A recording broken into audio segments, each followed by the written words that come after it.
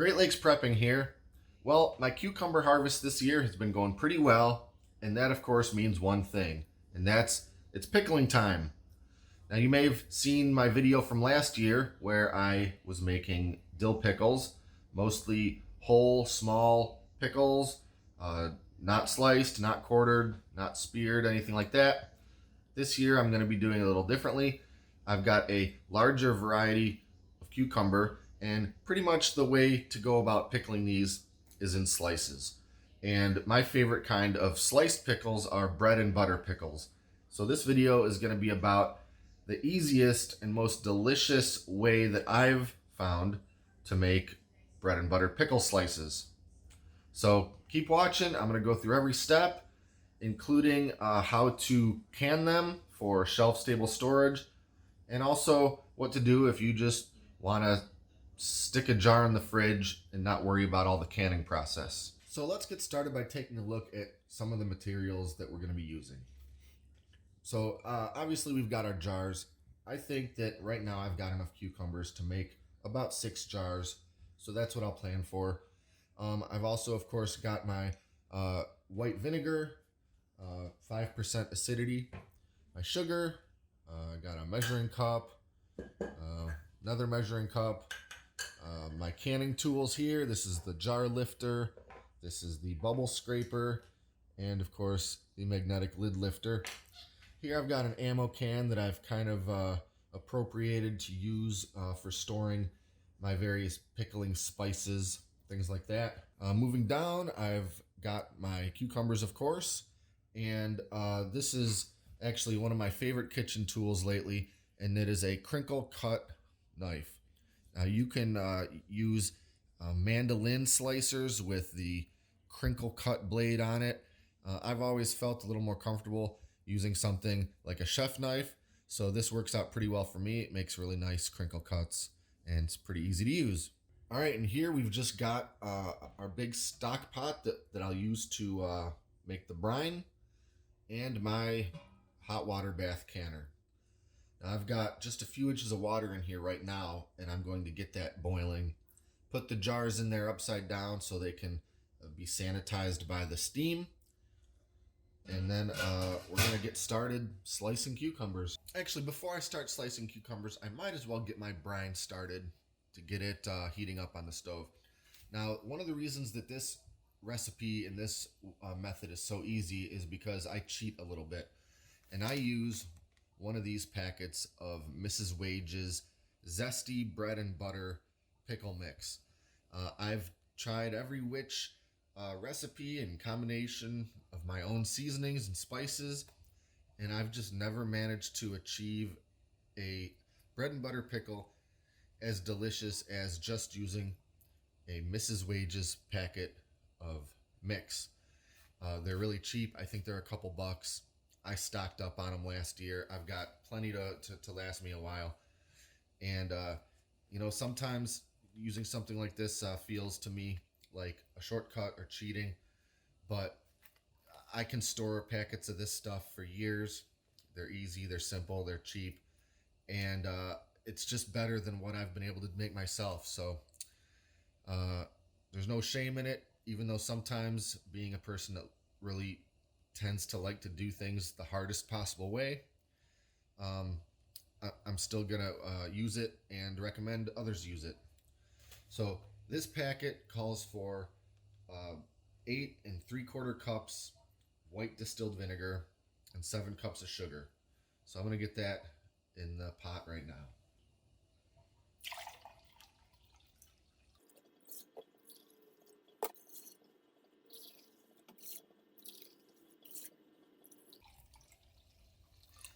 I actually like to go just a little bit over on the amount of vinegar, just like with any brine I'm making, because the recipe is pretty exact, and if you lose some volume to steam or anything else, I've found that I come up just a tiny bit short in filling all the jars, so I like to add just a little bit more to be safe.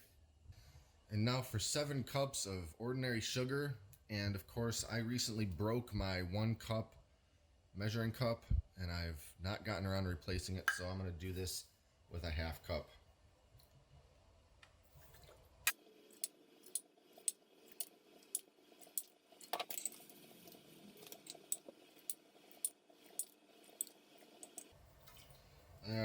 eyeball it. It's okay if you go a little under. If you don't want them quite as sugary and sweet, don't put quite as much sugar in. So now we just have to dump in the packet of seasonings.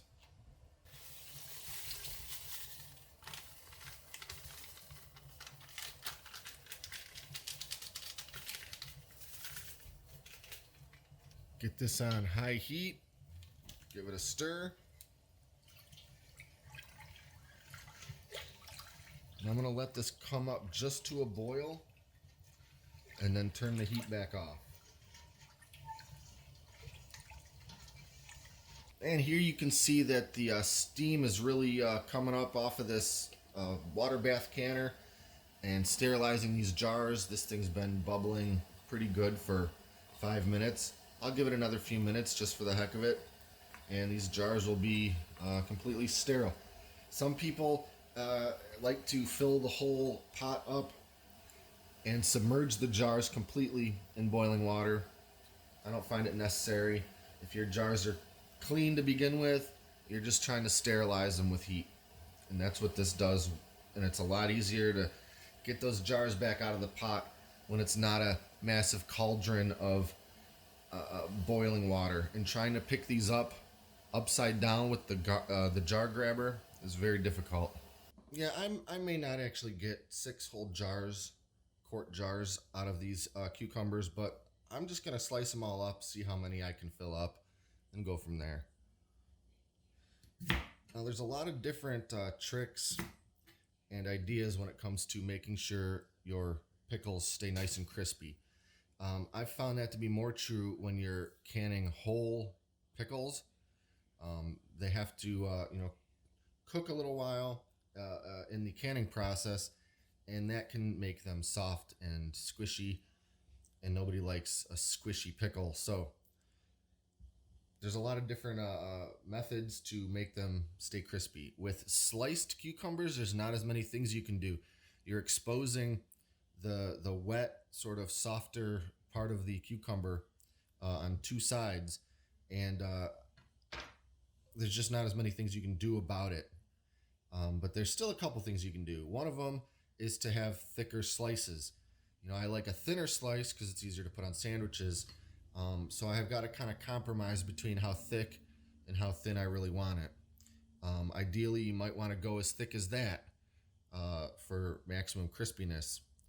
That's too big for a sandwich, so I'm going to go about half of that. It's not too bad. And I'll just go ahead and get all these sliced up.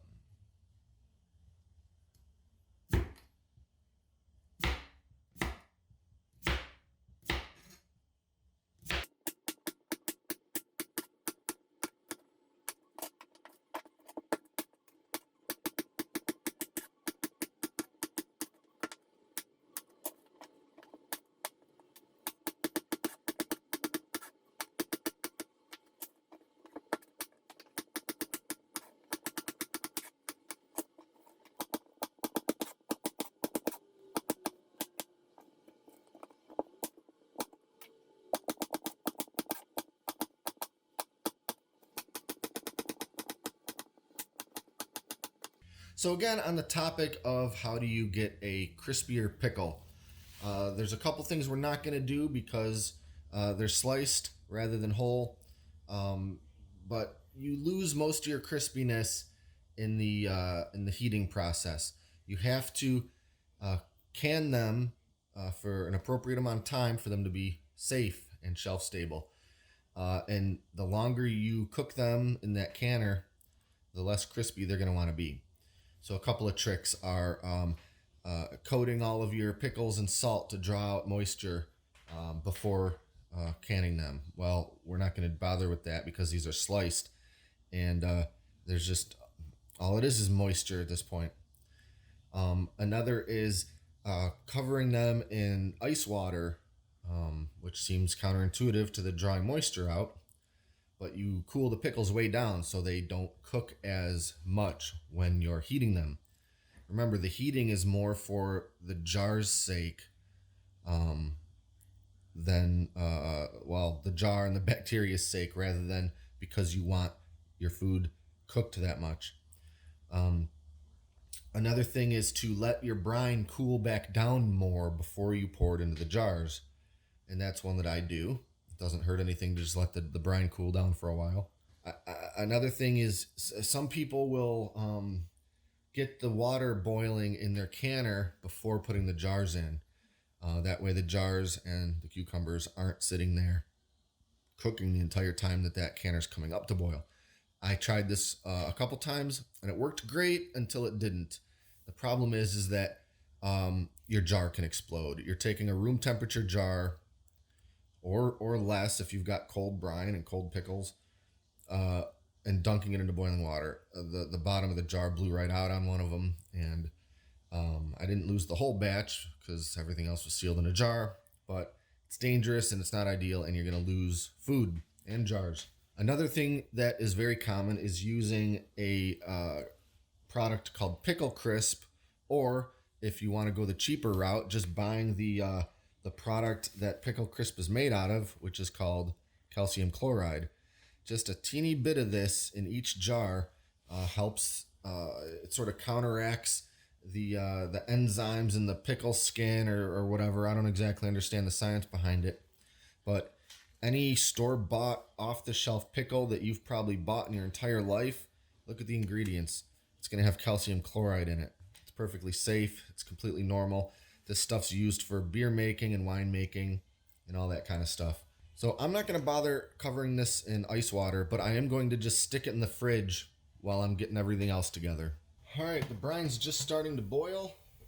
I'm going to go ahead and turn the heat off here. Give it a little bit of a stir. You want to stir it once in a while just to make sure all that sugar doesn't try to stick or burn to the bottom of the pot. Now I could let this cool for I don't know, probably half an hour. I'm not sure I'll give it that long, but I'll give it a little while.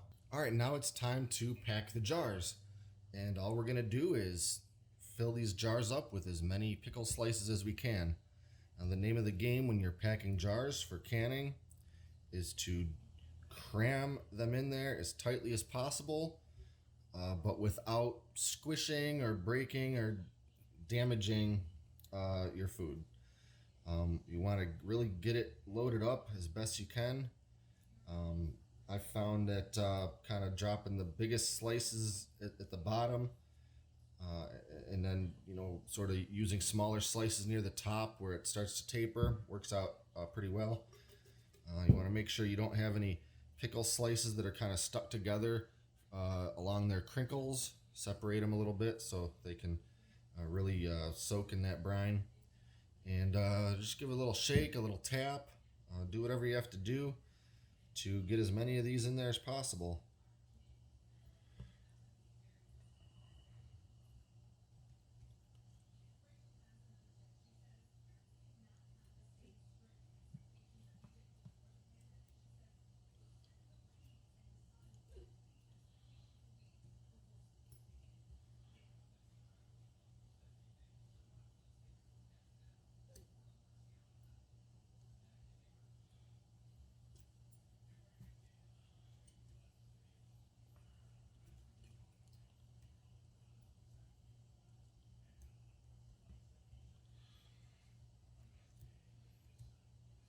Now, like always, you want to leave a little bit of space at the top.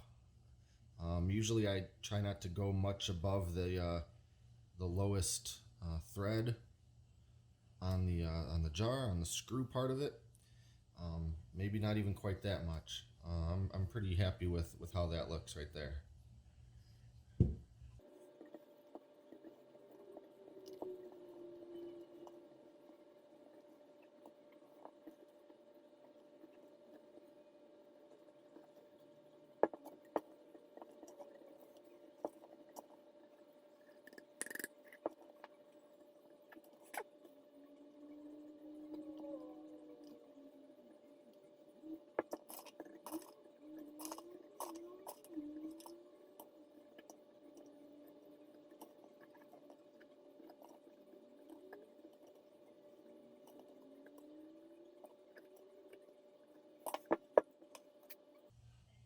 Well, I clearly did not get 6 jars worth out of these cucumbers. I guess I miscalculated a bit, but I thought that might happen. But we've got 4 really nicely packed quart jars of these cucumbers, and these are gonna be awesome. So the next step is to add a little bit of calcium chloride and then fill the jars up with the brine. So for quart jars, I'm going to use just a 1/4 teaspoon of this stuff and just sprinkle it right there on top.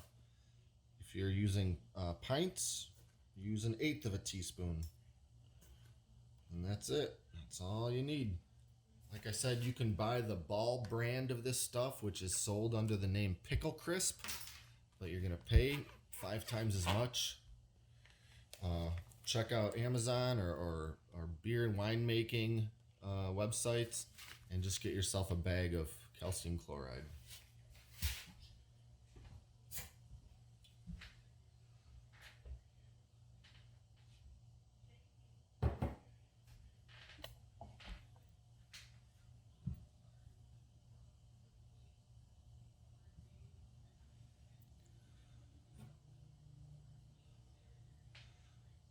So now just to fill these things up. I like to use my handy little funnel here because it kind of serves as a guide for how much headspace you should use. The rule of thumb is when the liquid hits the bottom edge of the funnel, that's high enough.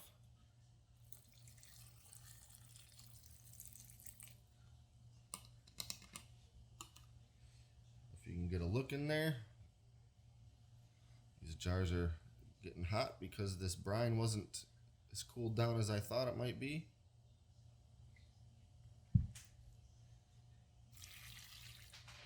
Now, these pickles will shrivel up a little bit as they're cooked, so you know, they'll float freely around this jar once we have our finished product. They don't stay completely crammed in there like that, making it impossible to actually get pickle slices out.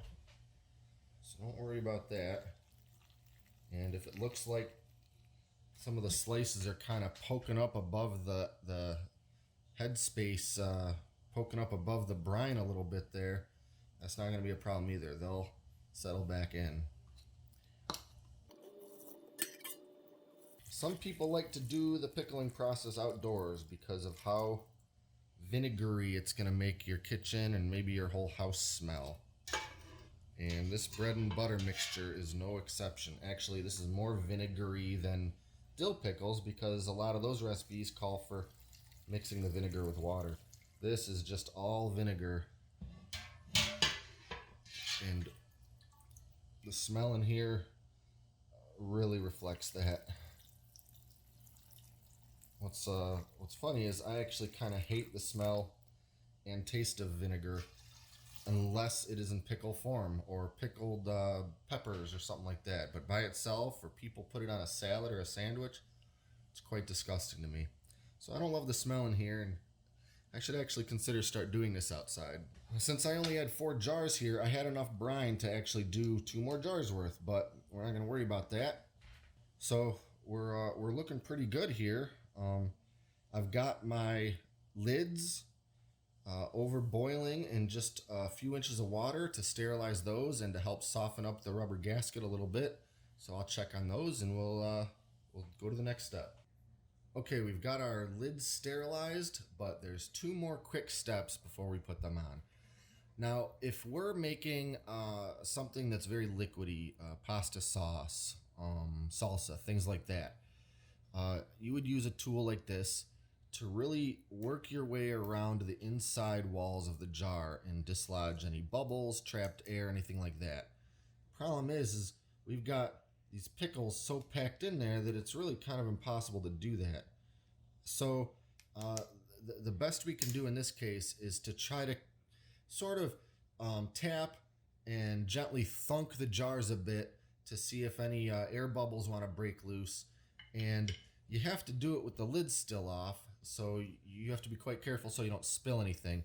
But I usually give it a few taps with the wooden spoon. You know, I don't know if you can see, if you look real closely, there are a few bubbles kind of popping out.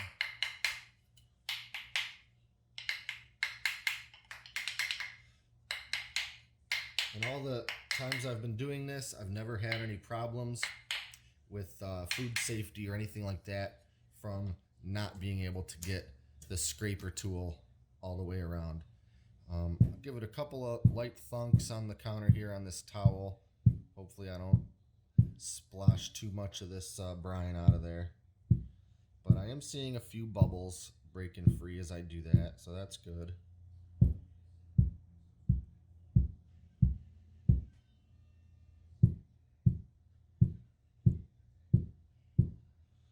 Kind of have to do the best we can with the circumstances.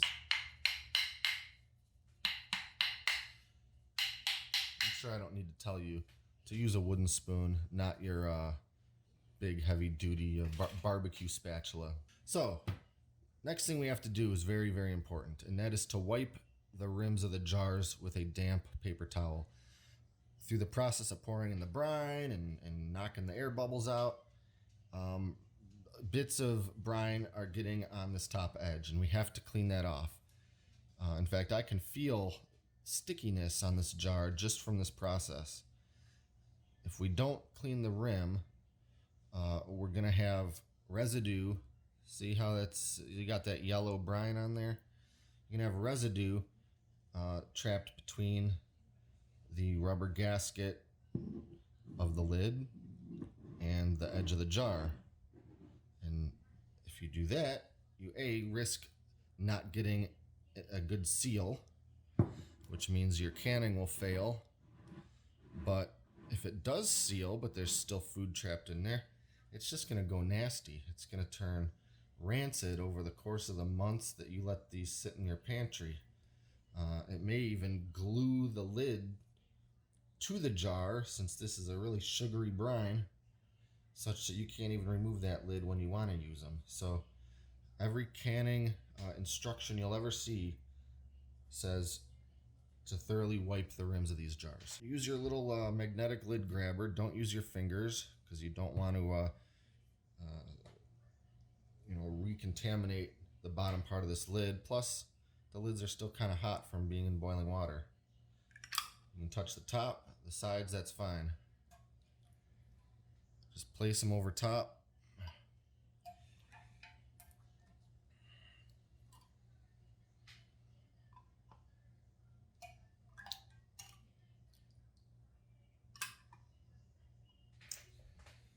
Now get your rings and screw them on finger tight. Make sure they're snug, but absolutely do not over tighten them.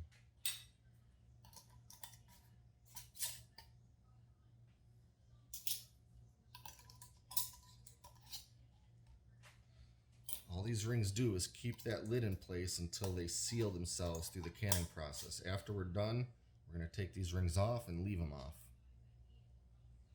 So that's it. They're ready to go in the canner. Now, I mentioned that you don't want to get this water boiling in advance. I did get it heating a little bit just so it would be warmer than cold. And that's going to help the process along and make it so these pickles don't have to be cooking for as long. Now, I've only got 4 jars here, so it's not going to raise this water level up as much. So I am going to have to add some more water. I have to make sure that the water level is a solid inch or 2 above the level of the jars. So I'll just take my handy pitcher and pour some more water in. That's about good. We're going to get this on high heat and put the lid on. Now these have to process for 15 full minutes. Process means be in the canner at a full boil. So that means I can't start my timer until this reaches a full boil. And with a pot of water this big, that takes a little while. It's going to take probably longer than that 15 minutes just to get to the point where the processing begins. So we're going to come back after this starts boiling. All right, we're at a full boil. So I'm going to go ahead and start the timer for 15 minutes. All right, our 15 minutes is up. I turned off the heat, and now it's time to remove the jars. Now, some people will wait until the temperature of this water comes down a bit before removing the jars. The idea is there's less of a temperature, a quick temperature change than if you just pull the jars out into the cooler air. I guess I must like to live dangerously because I want to get these out of the hot liquid as soon as possible, so those pickles will stop cooking as soon as possible. I've done this almost every time, and I've never had a jar break from taking it out of the water too soon.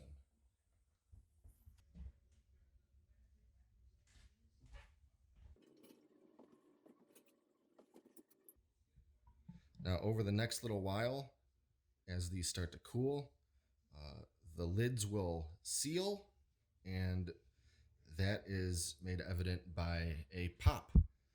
So each of these will pop anywhere from a couple minutes from now to 20 minutes from now. If I have a jar that does not pop after a while, I have to consider that a failed seal, and it's not going to be shelf stable. If that happens, I just stick the jar in the fridge, and now they're fridge pickles. And on the topic of fridge pickles, I talked earlier about how this technique and this process works for refrigerator as well as canning. And it couldn't be simpler. If you wanted to do these as fridge pickles, all you have to do is every step up until the point where they get put in the canner. Put in the cucumber slices, put in the calcium chloride, pour in the brine, wipe the rims, put on your lids and rings, let it sit there until it comes down to room temperature. Don't let it sit all day and all night. Just wait till it gets to room temperature. Now stick it in the fridge. And now it'll last in your fridge as long as you'd expect a jar of pickles from the store to last in your fridge. I usually don't do that unless one of my seals fails. And that doesn't happen often, but every few canning sessions I'll get one that for whatever reason doesn't want to cooperate, and I'll get one that doesn't seal. I'm going to go ahead and just leave the camera running on these, and maybe we can get it on video as these things start to pop.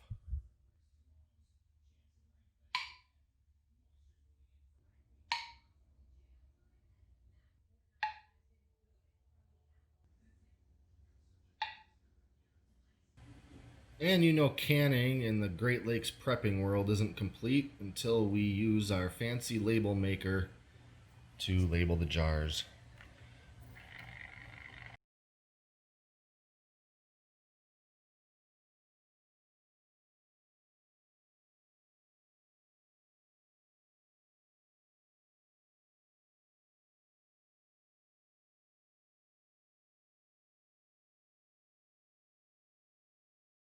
Well, that's about it. That's how I make zesty bread and butter pickle slices for canning or the fridge. If you haven't already subscribed to the channel and you liked what you saw or you learned something, go ahead and hit that button and stay up to date on all the latest videos. And also check out the Great Lakes Prepping Facebook page. And if you've ever used a recipe from this channel or a technique or a method, I'd love to see it. I love seeing photos, videos, or even just stories about your experiences in prepping, whether or not it has anything to do with something you've seen on the channel, but especially if it has. We've done this a little bit recently. Some viewers have sent me some pictures of projects they've done, and we've had some really good feedback on it. And lastly, check out greatlakesprepping.com. That's our blog, and we launched it a few months ago and has a lot of great content on it, including stuff that isn't on the YouTube channel. So that's it. Thanks again for the continued support. And until next time, this is Great Lakes Prepping.